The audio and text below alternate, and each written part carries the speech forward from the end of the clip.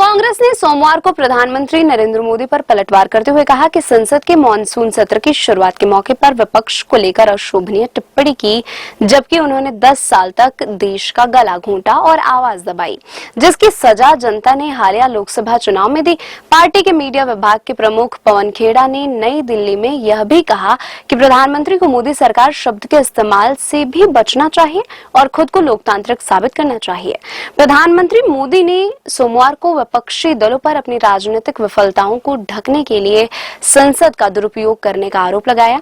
संसद के मॉनसून सत्र से पहले मीडिया को संबोधित करते हुए प्रधानमंत्री ने पिछले सत्र का उल्लेख किया और कहा 140 करोड़ देशवासियों ने बहुमत के साथ जिस सरकार को सेवा करने का हुक्म दिया, उसकी आवाज को कुचलने का अलोकतांत्रिक प्रयास हुआ।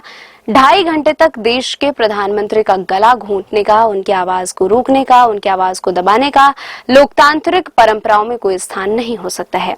खेड़ा ने एक बयान में कहा कि जिस व्यक्ति ने 10 साल तक देश का गला घोंटा और आवाज दबाई, वो आज प्रतिपक्ष की आवाज उठाने पर रुदन करता हुआ बेहद कमजोर दिख रहा था। प्रधानमंत्री नरेंद्र मोदी ने प्रतिपक्ष पर अशोभनीय टिप्पणी के साथ आज मॉनसून सत्र की शुरुआत की। उन्होंने दावा किया कि प्रधानमंत्री नरेंद्र मोदी को ये याद दिलाना जरूरी है कि पिछले 10 साल के उनके अन्याय काल में पूरे देश का दम घोटा गया, जिसकी सजा उन्हें जनता ने दी है।